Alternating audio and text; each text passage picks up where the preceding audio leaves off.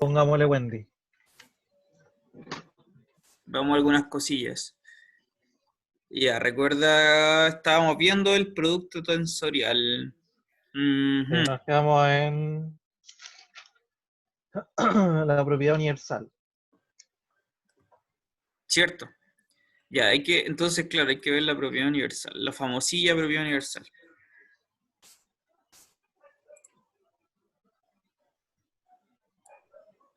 Yo me acuerdo que la vimos en estructura, ¿Ya? pero... O sea, en estructuras 2, como que la ¿Ya? mencionaron. Pero ¿Ya? yo justo ya desinscribí ese ramo, así que como que no, Ah, realmente ya, no me acuerdo. te cacho. Pero sí lo mencionaron.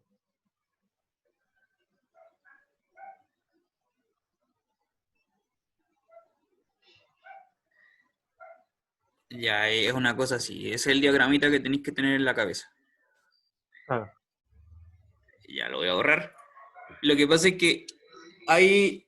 eh, a ver, lo que pasa es que ya, de partida esta parte del capítulo la estoy leyendo del Damit. ¿Conoces el Damit? A ver, El voy a buscarlo. Abstract Algebra de Damit and Foot. Ese es el libro. Damit. Sí, con dos M. Dummit.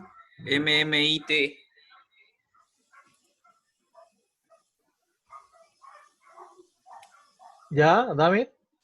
Damit and Foot. Es un libro gigante, un libro re grande, tiene como 1000 páginas. Y es un libro que recoge toda el álgebra abstracta, todas las estructuras. No lo encuentro. Bueno, de ahí estoy leyendo. Lo que pasa es que hay un capítulo que trata sobre módulos, que es algo que ustedes no han visto, pero de ahí se define el producto tensorial. Ya estoy viéndolo desde ese libro. Claro que Ok. lo estoy viendo en el caso específico de los espacios vectoriales, sí. Entonces, hay algunas cosas que estoy mencionando que aparecen en ese libro, como por ejemplo hay un concepto que tenéis que conocer que se llaman las funciones balanceadas. Ya, por si te aparecen alguna vez en la vida algo de este estilo, aunque tampoco son tan comunes, pero por si acaso. Una función Ya.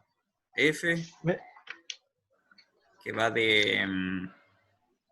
claro, de un producto cruz a otro espacio, se dice k balanceada,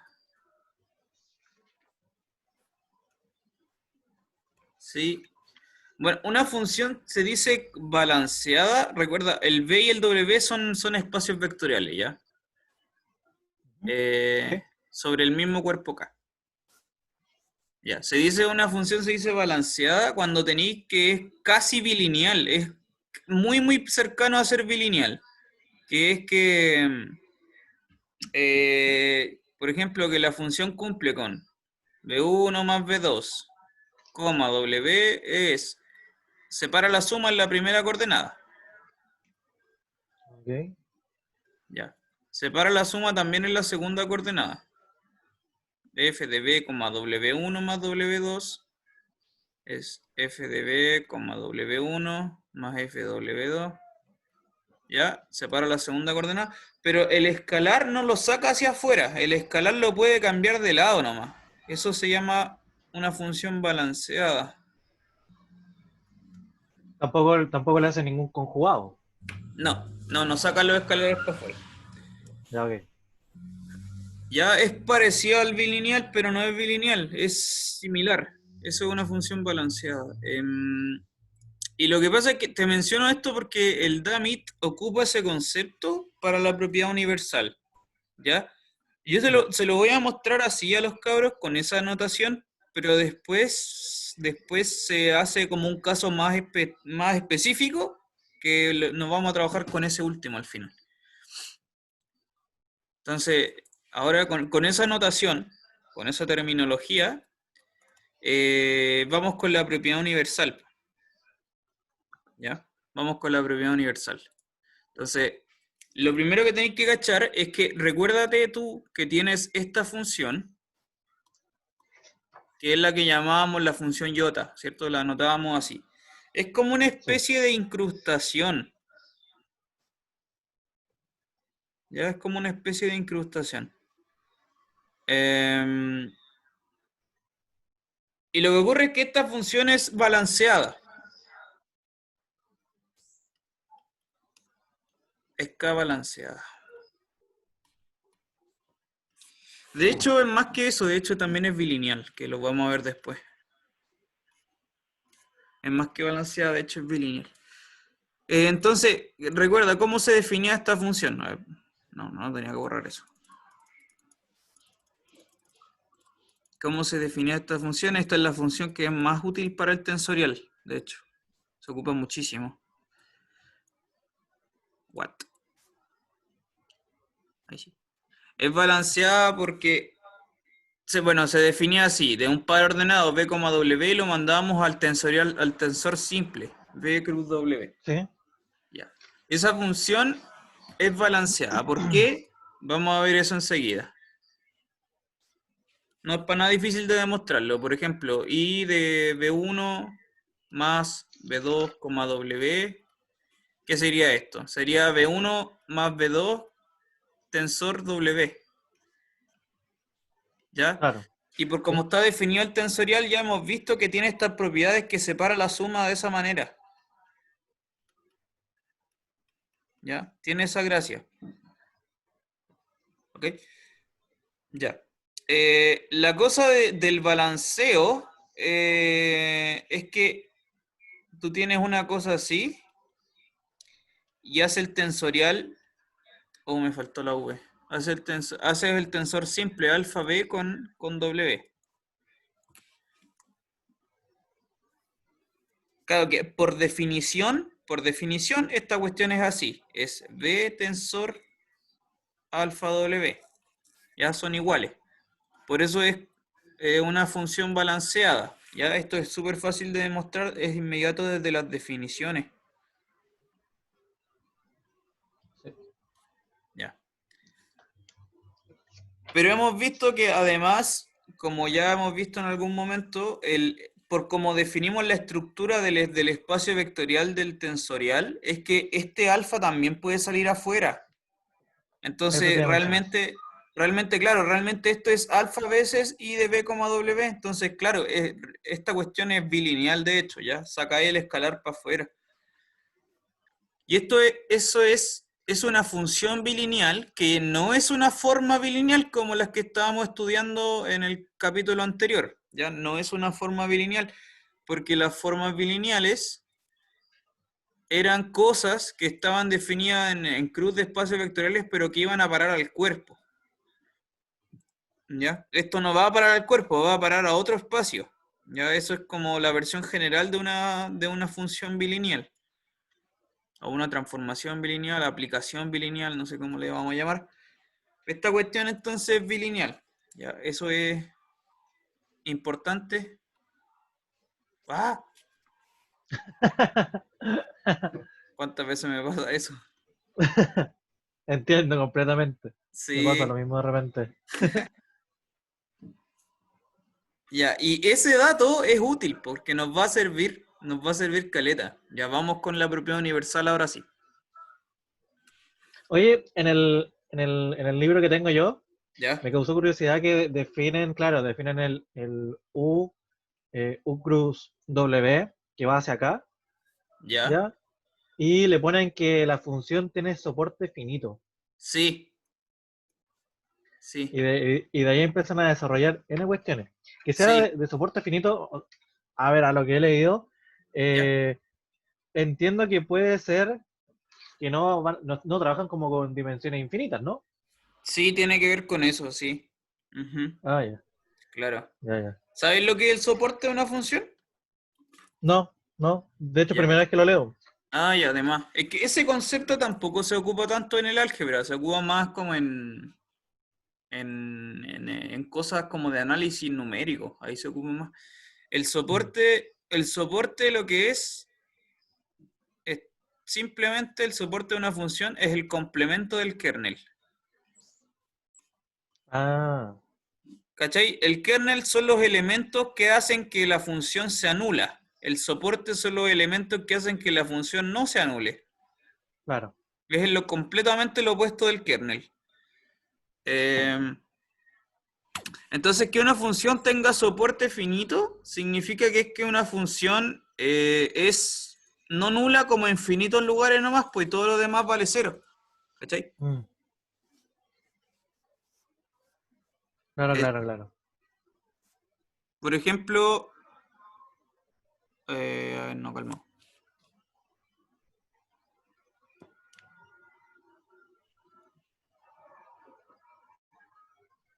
Ya no importa. Ya, eso es el soporte. Sí, tenía un ejemplo en mente, pero no me acuerdo.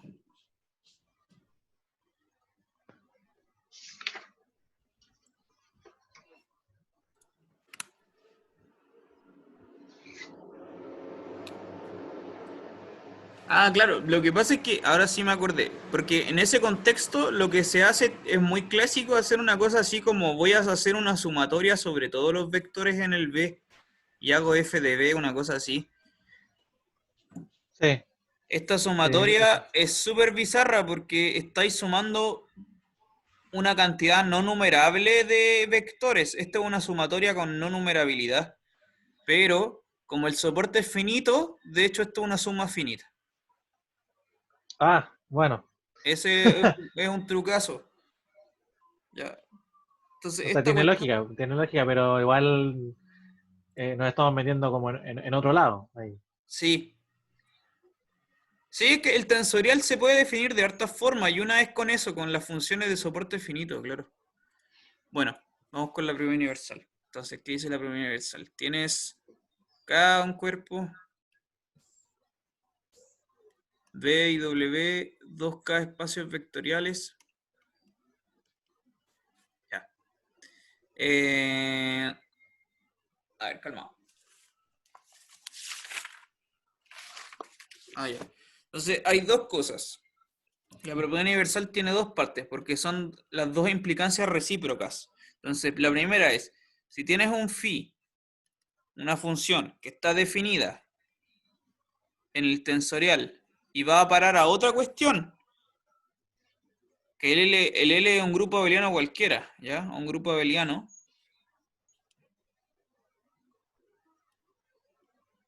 Cualquiera.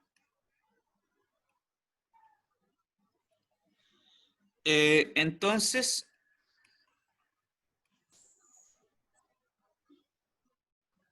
perdón, me faltó decir qué es la phi y esta phi. Esa Tiene que phi ser, es la que es exclusiva, ¿no? ¿what? Esa es la que es cuando dijimos que en el dibujito, en el diagrama, que ¿Ya? existe solamente una función phi. Sí, es única, sí, claro. Es justamente esta. Sí, Ya. claro, y vamos a ver qué es eso, calma, calma, calma. Que esta función phi es un honomorfismo de grupos. Ah, ya.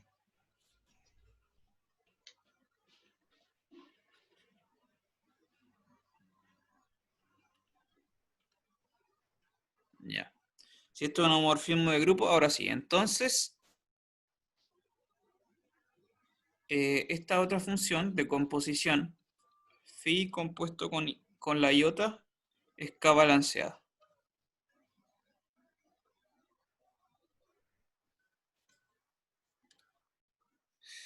Esa es la primera parte de la propiedad universal.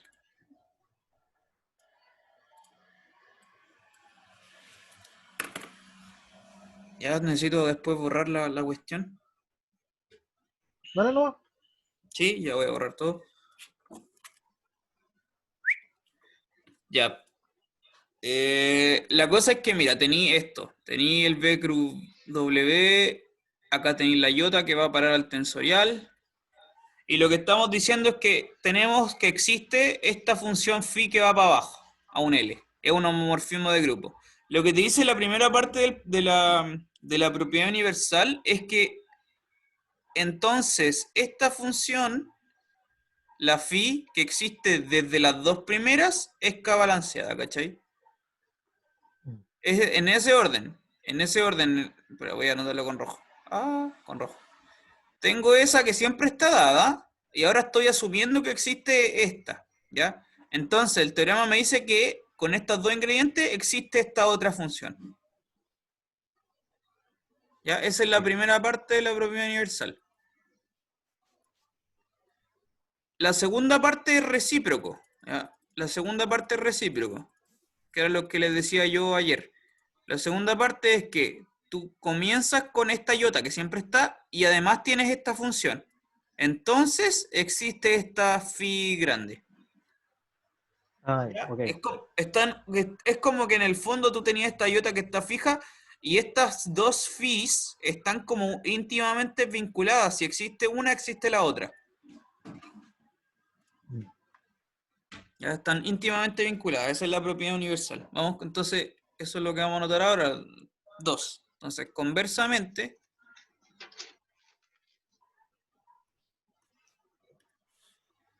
sea L un grupo abeliano,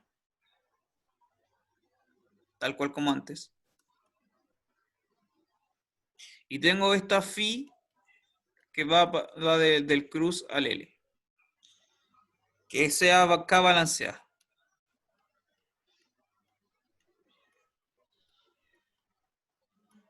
Ya, entonces, como te decía, entonces el teorema te dice que existe una única función phi grande que va del tensorial al L. Y es homomorfismo de grupos. Entonces, tal que phi es homomorfismo de grupos,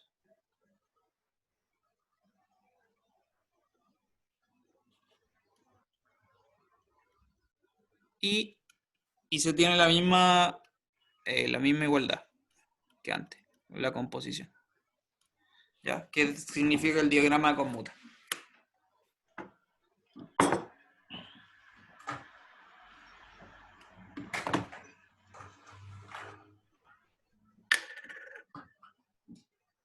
¿Eso es como una I?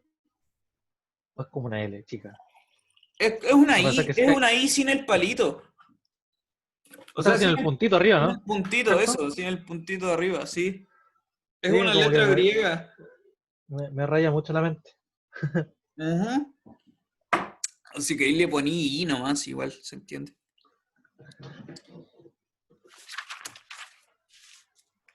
Ya, pues, lo que te decía es que, en otras palabras, la propiedad universal lo que te dice es que hay una biyección, hay una codependencia, ¿ya? Hay una biyección. Esto es lo mismo que está escrito en otros términos. Hay una biyección ¿entre qué cosas? Entre las funciones K balanceadas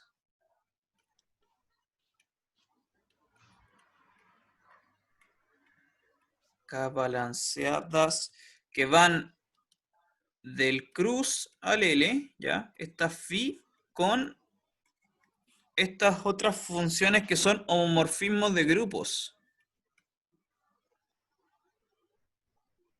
Esta phi ahora, phi grande que va del tensorial en el L, ¿ya? Hay una codependencia entre estos dos objetos entonces. Ya, si está uno, está el otro, y viceversa.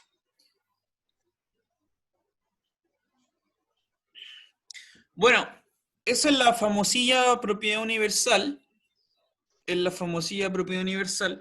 La cuestión es que eh, la cuestión y lo interesante de todo esto es que lo vamos a traspasar al lenguaje de los espacios vectoriales, porque lo que vamos a hacer después es, en vez de referirnos a funciones K balanceadas, como te había dicho, nos vamos a referir a funciones bilineales.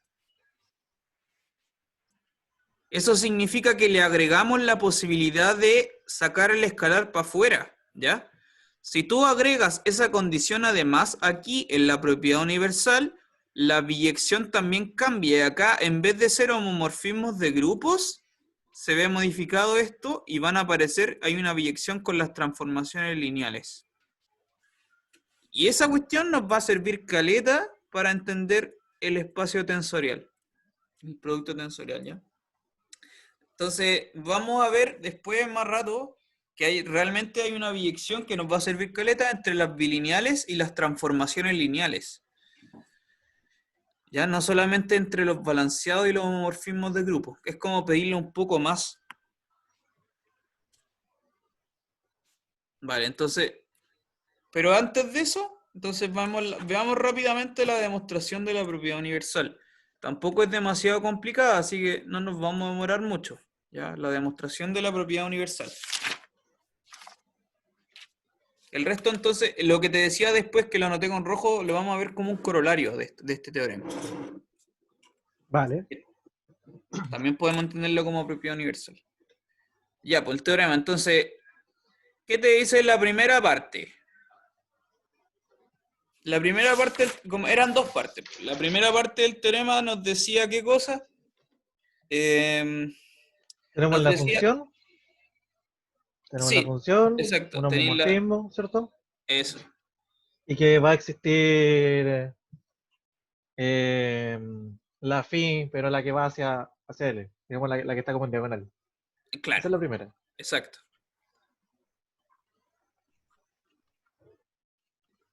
Exactamente, claro. Tú tienes la phi grande, tienes la iota y tienes, bueno, el teorema te dice que existe esta phi.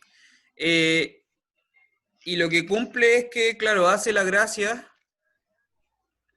de que hace conmutar el diagrama. Entonces, en esta parte del teorema, para la demostración, lo único que tienes que hacer tú, es súper simple, es demostrar que la phi es balanceada. Nada más. ¿Cachai? Porque no tenéis que construir nada. Onda, me refiero a que si tú tienes la phi y tienes la iota, definir la phi así es llegar y definirla nomás, pues no hay que probar existencia de nada. ¿Sí? Sí, sí. Ya, entonces tomo la phi, tomo la iota, las compongo y definí la phi. Punto. Definí la phi minúscula. Lo único que tienes que hacer tú entonces sería demostrar que es balanceada. Entonces, ¿qué era balanceada? Era casi bilineal, ¿no es cierto? Tres cosas. Que phi de B1 más B2, W, por ejemplo, tiene que ser igual a phi de B1, W más phi de B2, W, etcétera. Este tipo de cosas tendríais que demostrar tú, ¿sí? Y la siguiente, y la siguiente. No lo voy a hacer porque esto es re simple, es llegar a hacer las cuentitas, no es nada difícil. ¿Y por qué va a ser cierto? Simplemente porque estamos asumiendo que tenemos esta iota, que de hecho ya es K balanceada, y tenemos esta phi que es un homomorfismo. Con esas dos condiciones que tienen estas dos funciones, estas tres propiedades van a salir al tiro. ¿Ya?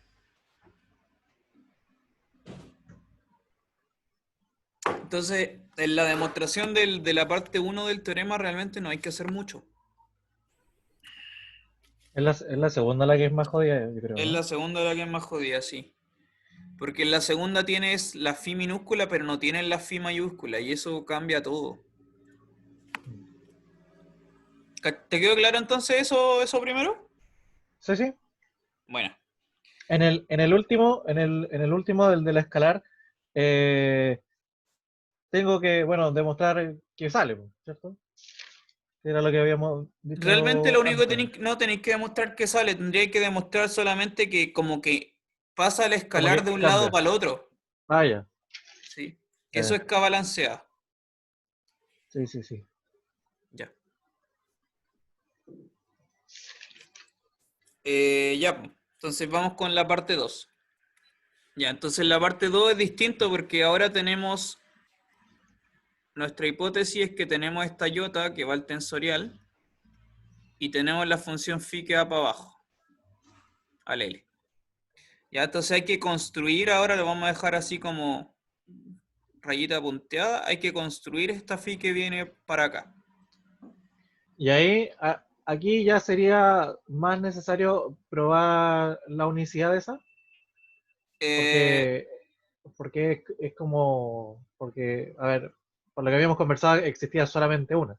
sí, sí, es única, sí. Sí, pues sí, también hay que demostrar la unicidad. O sea, la unicidad vamos a ver que realmente es inmediata de la construcción que vamos a dar, ¿ya? Pero sí, igual habría que probar unicidad, ¿ya? Si este Ya. loquito es único, de todas maneras, existe y es único, Vale. ¿ya? Entonces, ¿cómo es la cosa? ¿Cómo es la cosa? El fenómeno, a ver, ¿cómo explicar esto? Déjame buscar las palabras.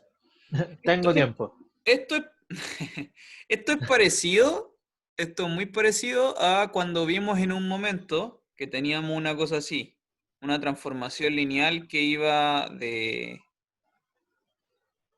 un conjunto, o sea, de un dominio al espacio y lo pasábamos por el cociente con el kernel. Entonces acá te quedaba acá había una proyección y después aparecía un isomorfismo. Este fenómeno que hicimos en algún momento atrás es muy similar a eso, en el sentido de que lo que vamos a hacer es tomar esta cuestión de aquí y aplicarle un cociente con el h, ¿ya? Porque si haces eso tú, llegas al tensorial. Entonces, en el fondo, lo que tenemos que hacer para demostrar la existencia de esta phi grande, tenemos que ver qué ocurre, qué relación hay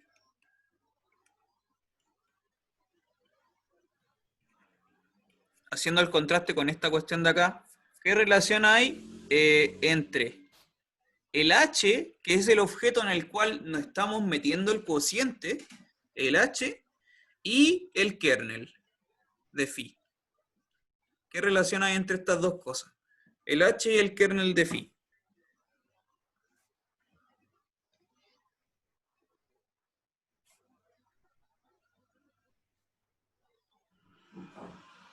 ¿Ya? Vamos a responder esa pregunta así como muy, muy levemente, pero la vamos a responder en el sentido de que vamos a encontrar cierta información suficiente para concluir la existencia de la otra cosa. Ya. Entonces, ¿cuál es el tema? ¿Cuál es el tema? El tema es lo siguiente. Mira, recuerda que el h, este h era el objeto que iba en el cociente del tensorial, y el h era un grupo generado por Es que, combinaciones lineales, o sea, por unas restas, por unas reglas que eran así como B1 más B2, W menos menos B. B1, B1, W, menos B2, W, y así. Eso. Eran tres Sí, sí. reglas, ¿cierto? Pum, pum, pum. De hecho, son las mismas, fíjate tú, son exactamente las mismas tres reglas que definen a una función balanceada. Son las mismas Ah, tres claro, reglas que... porque la siguiente sería con el W. Ah, ¿verdad? Sí. Y la otra es que se pasa un escalar de un lado para el otro, sí. ¿Ya? Esto no es casualidad, se definen las funciones balanceadas por esa razón. ¿Ya? Entonces, precisamente el fenómeno es que las tres relaciones que definen al h son las mismas tres relaciones que definen a una función balanceada, y estamos asumiendo por hipótesis que esta función phi es balanceada. Ya en nuestra hipótesis en esta parte 2. Entonces, lo que va a ocurrir, de acuerdo a esa gran coincidencia, es que cualquier elemento que tomes en el h, por el phi te va a dar 0. Va a parar al 0 del espacio L. ¿Ya? ¿Ya? Eso es. Vale. ¿Cómo demostraría? Mira, ¿cómo podríamos demostrar eso? Así como para, no sé, para ilucidarte un poco más. El fenómeno va a ser ese, pero ¿por qué? Porque los elementos que viven en el H, ¿qué son los elementos que viven en el H? Son cosas, son pares ordenados, porque el H está metido aquí dentro, ¿cierto? Son pares ordenados que están generados por estas tres relaciones. Entonces los elementos que van a vivir aquí son sumatorias, son sumas finitas de combinaciones lineales enteras de elementos que viven de esta manera. ¿Cachai? Sí, ¿Sí o no? sí, sí, sí. Sí. Por ejemplo, un elemento que va a vivir ahí, por ejemplo, va a ser algo así. BI, BJ, WK, menos BI, WK, menos BJ, WK. Todo eso multiplicado afuera por unos escalares enteros K sub I y son sumatorias finitas.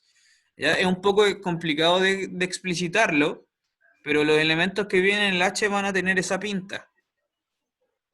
¿Ya? Sí, es una cosa así, ¿ya? Ya.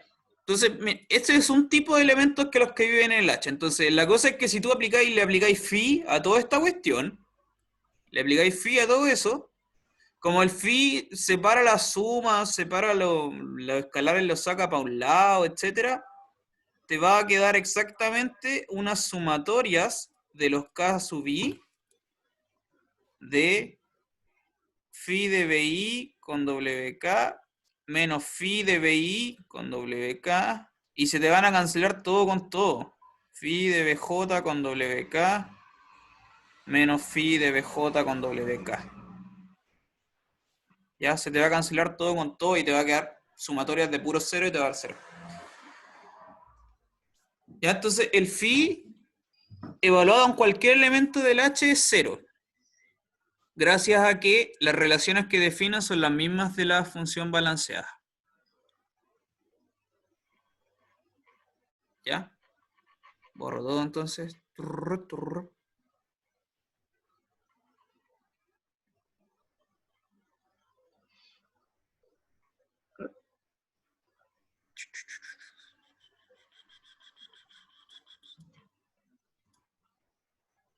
Va, ¿qué hice? ¿Qué hice?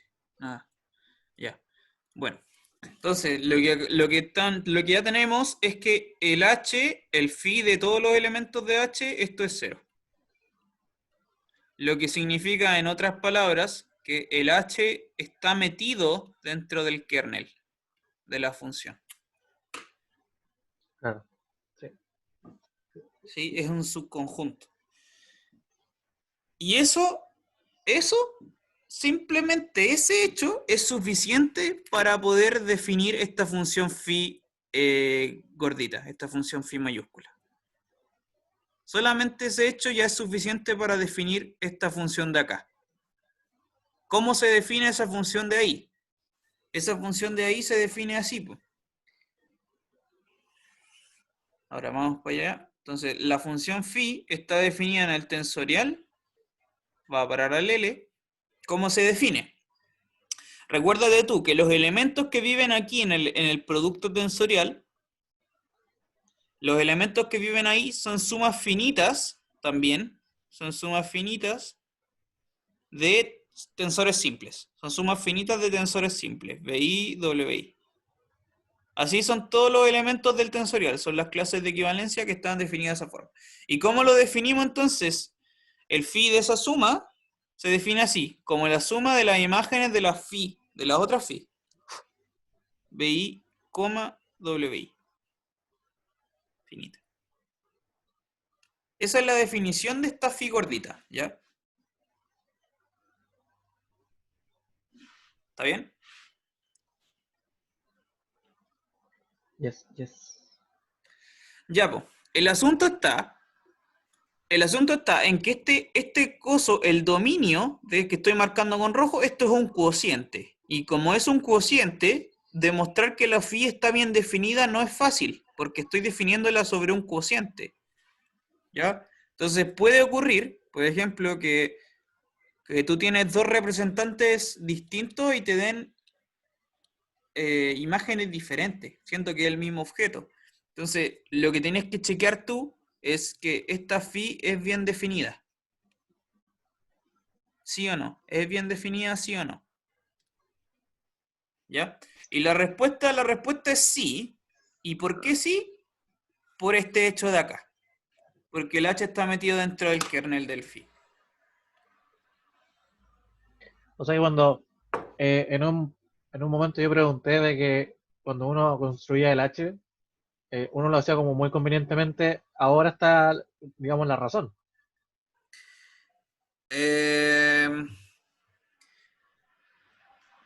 Bueno, el O, H, o a salió, ver, o sale como aposta de que, oh, justo nos dio el kernel, con las propiedades, digamos, del tema de los balanceados.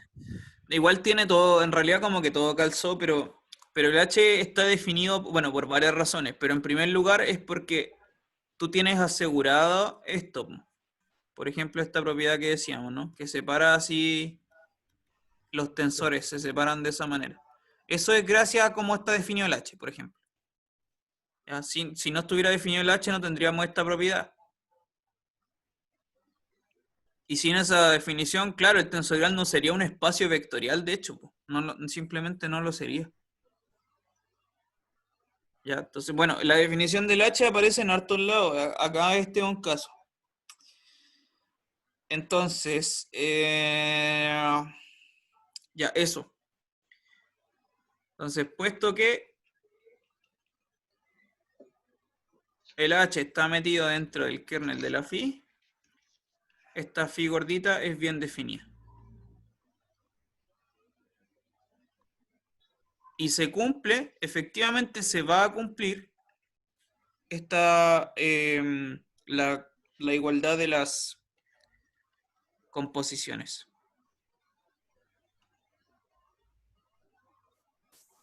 ¿Ya?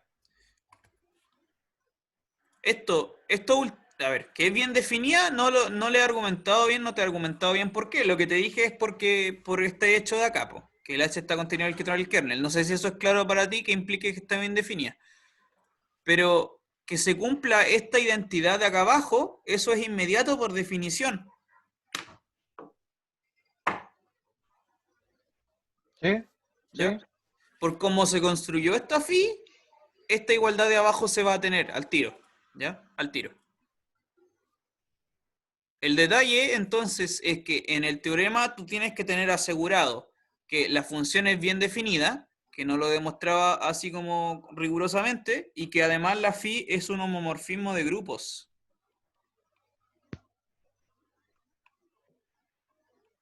¿Ya? También. Esa es la otra parte. Entonces hay dos detalles que tienes que demostrar. Que la phi es bien definida y que es un homomorfismo de grupos. Ya. ¿Se va entendiendo la cosa o no tanto?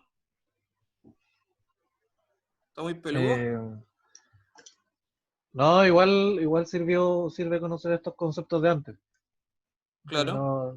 no es hablar chino mandarín tampoco. Ya, claro. Pero sí relacionándolo igual tiene su qué. Hay que tomarlo con calma. Esto es que este tema es mucho más peludo, yo creo, que de los que hemos visto antes, y es más raro, porque como son cocientes, todo se vuelve un poco más difícil. Entonces, mira, te voy a mostrar por qué la phi es bien definida. Ya, te lo voy a mostrar ahora. Y que es homomorfismo de grupos, te lo voy a dejar a ti. Ok. Ya te va a quedar de ejercicio. Entonces, ¿por qué es bien definida la phi? ¿Qué es lo que tendrías que demostrar tú para que es bien definida la phi? ¿Qué significa que una función sea bien definida en general, ¿no? Que si tú tienes un A es igual a B, entonces f de A es f de B. Eso es una función bien definida. Ya que las preimágenes sean iguales implica que las imágenes sean iguales.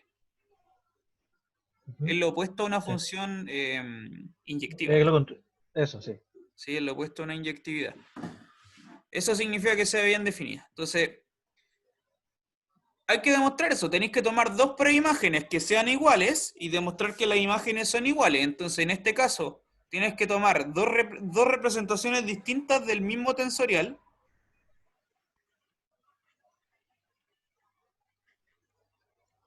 Entonces, tomo dos representaciones distintas, BI y WI, y después un BI' con un WI'.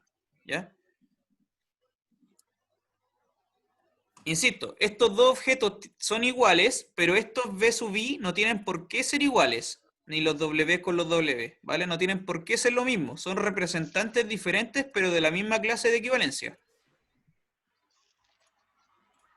Ya.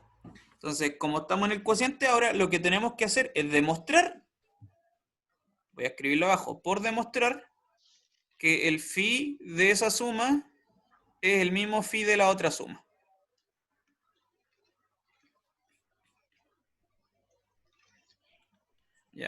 Eso es lo que hay que hacer para demostrar esto. Entonces, ¿cómo se hace? ¿Cómo se hace para que la función esté bien definida?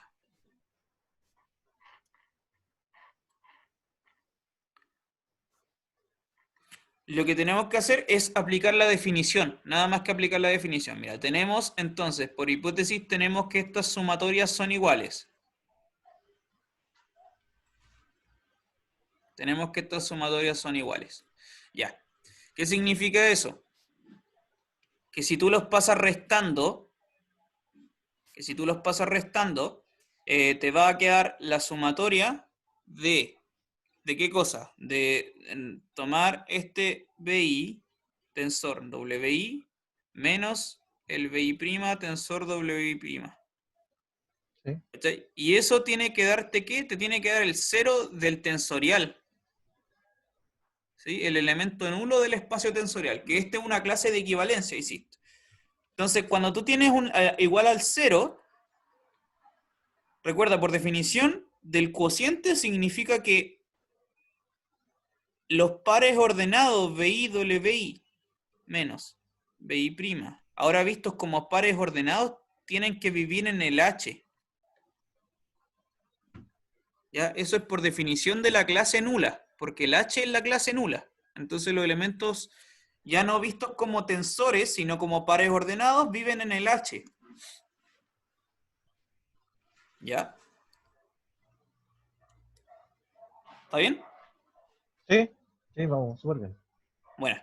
Y ahora lo único que tenéis que hacer es, aquí, como tenía este elemento, esta cuestión vive en el H, es un objeto que vive en el H, si tú le aplicáis el phi, como vimos antes, si tú le aplicáis el phi, te va a dar 0. ¿Ya? Te va a dar 0, porque el phi en el H es 0. Entonces vaya a concluir al final, ¿qué es lo que vaya a concluir al final? Que la suma de las imágenes phi de los BI va a ser igual a la otra suma de los phi WI. Perdón, BI', WI'. ¿Sí? Puesto que la función phi es balanceada, y se anula en el H.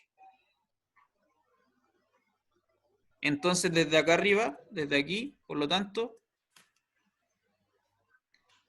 por definición de qué es esta cosa, esto te va a implicar que esta phi mayúscula ahora, la phi mayúscula de los tensores, van a ser iguales. Y eso era lo que queríamos probar.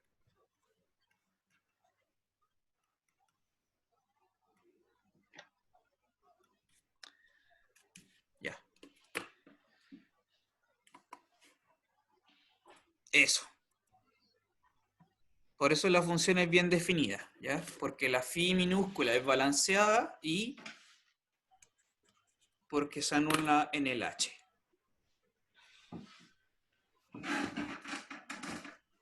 ¿Preguntas? Cuando en algún momento me den dos espacios vectoriales, ¿Ya? ¿cierto? Yo voy a poder trabajar con ellos y evidentemente va a llegar el momento en el que me pregunten de phi, encuentre phi, ¿cierto? Phi Claro, grande o encuentre phi chico. claro. Eh, Hay un camino, digamos, no sé si decir como corto o sencillo, como de llegar a ellas al tiro. Por ejemplo, no sé, pues si tengo, no sé, pues, R2 y R. Y estoy trabajando con ellos dos. Claro. Vamos a ver ejemplos de eso ya. Todavía no, pero sí lo vamos a ver. Ok. Aunque no sé si no, creo que no tenemos tiempo. Quizás lo veamos en un par de semanas más, sí, así como ejercicios de eso. Porque claro, insisto que con una cosa importante que tienes que saber, recordar que si tienes el phi, vas a tener la otra. Teniendo Sí, una, pues. tenés la otra. Sí.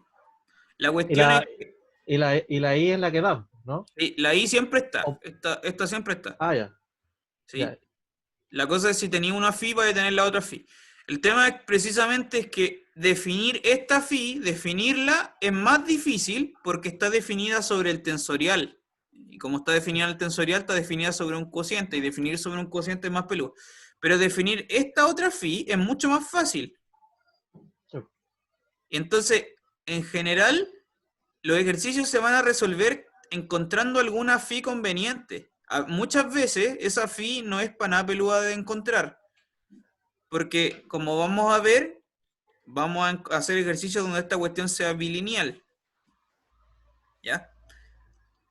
Y entonces tienes que cachar tú qué estilo tienen las formas, las funciones bilineales. ¿Qué estilo tienen?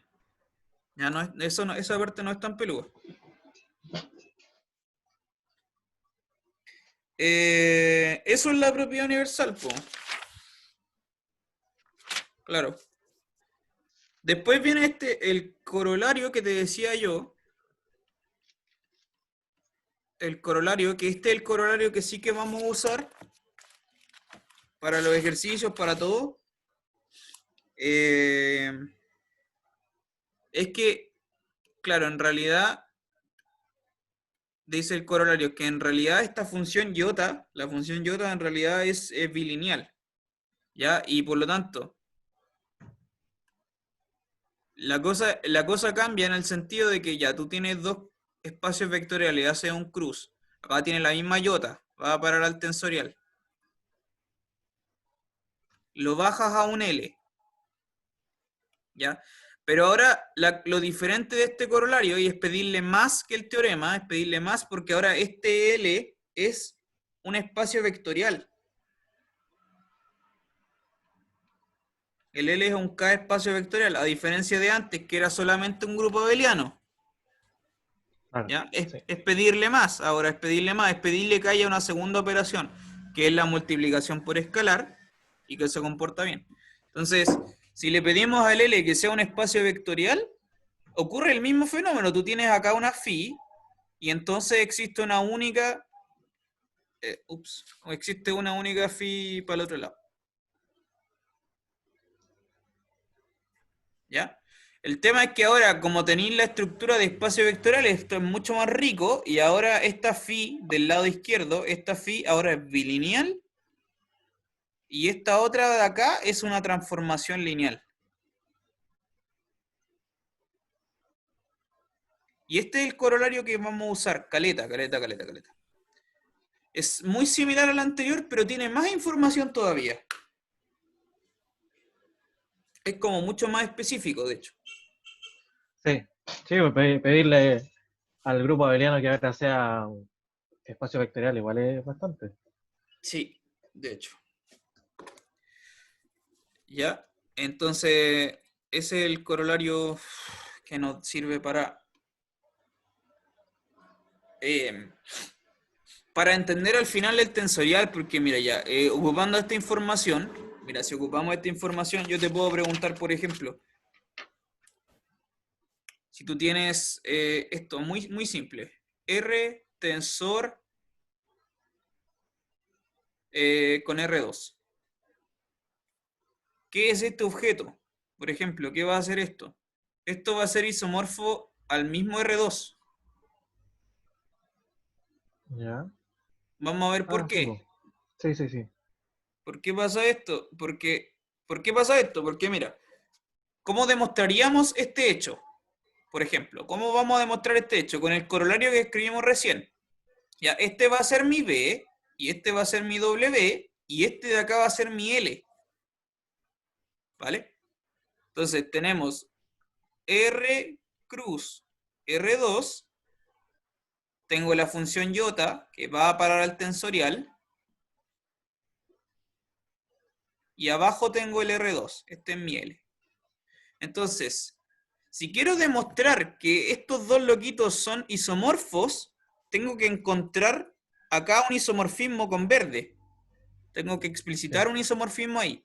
Entonces es muy conveniente definir primero esta phi para luego construir la phi gordita, que vamos a demostrar que va a ser un isomorfismo entre estos dos locos, ¿cachai?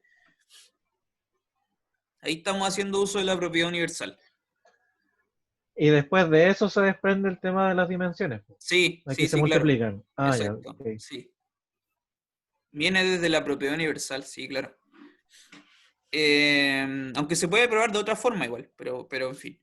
Creo que Entonces, estaba pensando en los ejemplos que ayer comentaba cuando explicitan las bases. sí, también, Y, y, y claro. ma- y más o menos por ahí tenía que andar la cosa. Sí, sí, también se puede mostrar por ese lado. Entonces, mira, lo que para allá para entender este ejemplito desde este lado, ¿cuál sería la phi minúscula que hay que definir? Esta phi, qué phi podríamos tomar que tiene que ser, recuerda, tiene que ser bilineal. La phi tiene que ser una función que va de R cruz R2 y va a parar a R2. ¿Qué función podríamos tomar? Entonces, esta cosa toma un escalar y toma un par ordenado, x, y. Y lo mando aquí. ¿Qué podría hacer? Eh, ¿Qué se te ocurre a ti que podría hacer? a ver, probemos con lo más simple. Alfa X, coma Y, puede ser. Sí, de hecho, sí, por ejemplo. ¿Ya? Tendría que tú justificarme que esta cuestión es bilineal, ¿ya? Claro. Tendrías que justificarme que es bilineal. Déjame pensar si es bilineal o no. Porque es una función bilineal, pues no es que sea una forma bilineal. Claro, porque no va a parar al cuerpo, es la única diferencia con lo antes. Ya, ya, sí, sí, sí. Va a parar R2. Sí, porque si fuera una forma bilineal, podría, no sé, pues decir el producto interno usual. Claro, claro, tenéis toda la razón, sí, sí, sí. Acá es distinto, sí, claro, tienes razón. Déjame pensar si esto es bilineal o no, calma.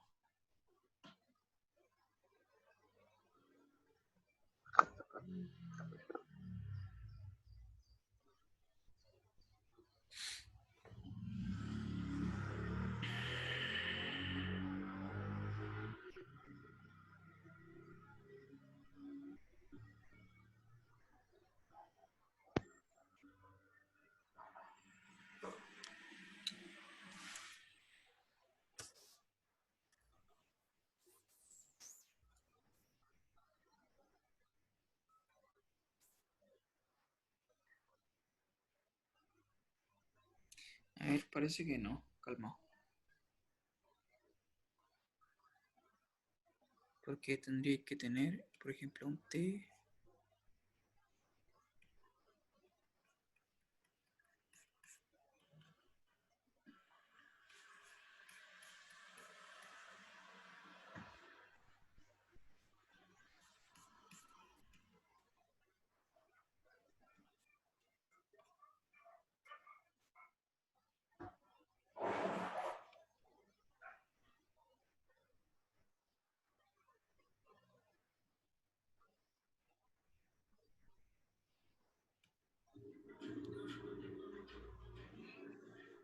Esperamos un poquillo, esperamos un poquillo.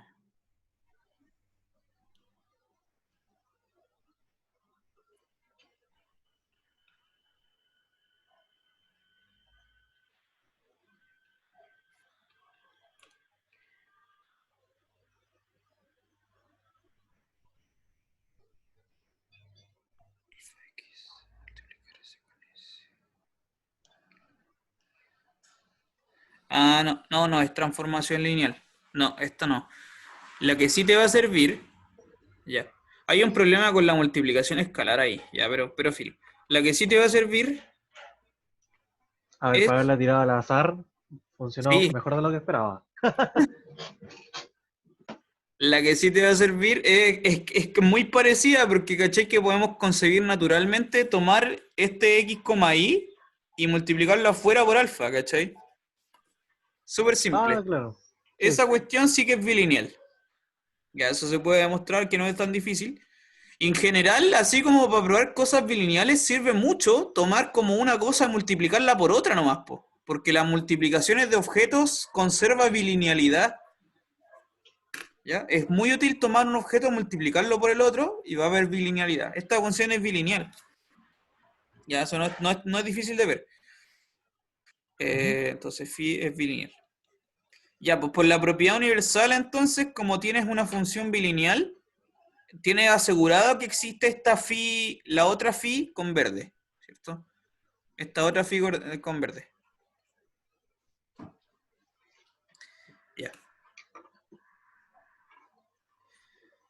Ya. Entonces, lo único que queda pendiente por hacer es que la phi que existe desde esta phi más pequeña, desde la phi con negro, esta phi realmente es un isomorfismo.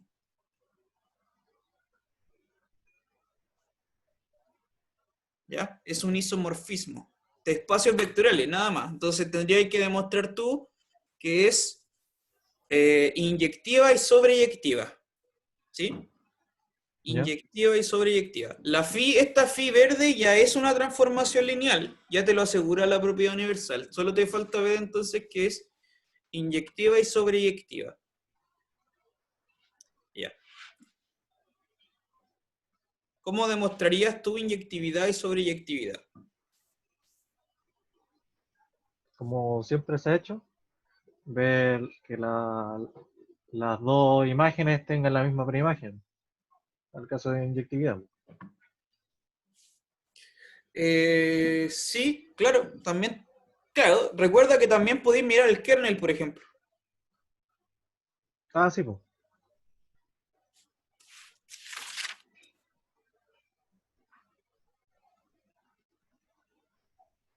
¿Ya?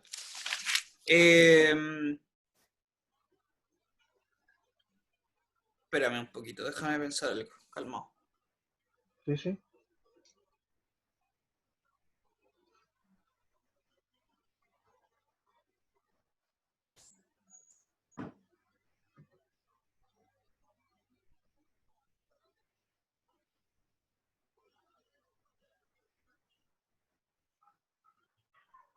Bueno, en fin, esta función phi, la phi gordita, ¿cómo se define la phi gordita?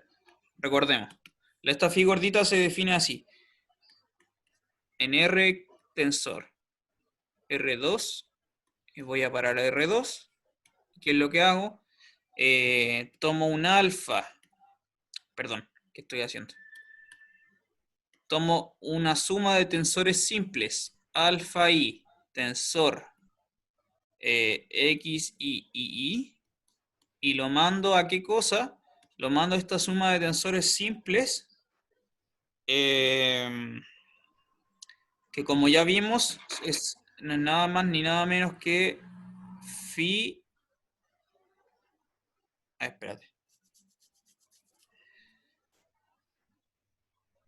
Claro, es phi de alfa i, xi, i. Eso mismo. Lo cual será la multiplicación. Alfa i, i. ¿Ya? Esta función, tú tendrías que demostrarme que es un isomorfismo. ¿Ya? Ahí está explícita cuál es la función. Lo otro que puedes hacer tú, sin estudiar esta función phi gordita, la función verde, sería ponerte a estudiar la otra función phi, la otra phi, y estudiar cuáles son las propiedades de esa otra función phi, si es que es sobreyectiva, si es que es inyectiva, no sé, ¿cachai? De hecho, la otra función phi, tú puedes estudiar, por ejemplo, que esta otra función phi claramente es sobreyectiva, por ejemplo. ¿Las propiedades que tenga la otra phi las tiene esta también? Eso es lo que A eso te referís? tendría que revisarlo tú, ¿cachai? No se Ya. conserva todo, pero hay algunas cosas que sí, ¿ya? Ya. Porque también recuerdo que de acuerdo a esta fórmula, que es una phi igual a la otra phi compuesta con iota, tenemos harta información ahí, po, ¿ya? De ahí tenemos harta información. Por ejemplo, si llegase a ocurrir que esta es inyectiva y esta también, entonces esta será inyectiva. ¿Cachai? Y hay cositas de ese estilo. Si esta es sobreyectiva y esta también, entonces esta lo será. Y cosas de ese estilo, ¿cachai? Tendría que ponerte tú como a revisar. Hay cosas que se conservan, pero otras que no. Claro, es que en ese caso sería más fácil ir directamente a esta phi, o a la verde. Sí, de hecho. Ya, entonces, bueno, ahí te queda de ejercicio entonces para ti, ejercicio, probar que esto es un isomorfismo. Pum. Sí, sí. Ya, y eso es, entonces, ahí tienes un ejemplo bien simple en realidad se generaliza a cualquier espacio. Si tú tienes así un K tensor sobre un B, este es isomorfo al B. ¿Ya? Ese es el mismo principio que estamos usando. Eso es general. Y se demuestra de la misma manera, po. Se demuestra de la misma forma. ¿Ya? Ok. Se le muestra de la misma forma. Tiene el cruz, tomas ahí la iota, al tensorial, y lo bajas al L, que sería el mismo B. De ahí tú defines esta phi y después aparece por magia esta otra phi gordita. La propiedad universal entonces la vamos a usar caleta. La vamos a usar caleta para los ejercicios, para demostrar isomorfismo, para entender harto el tensorial nos va a servir un montón, ¿ya? Eso. Y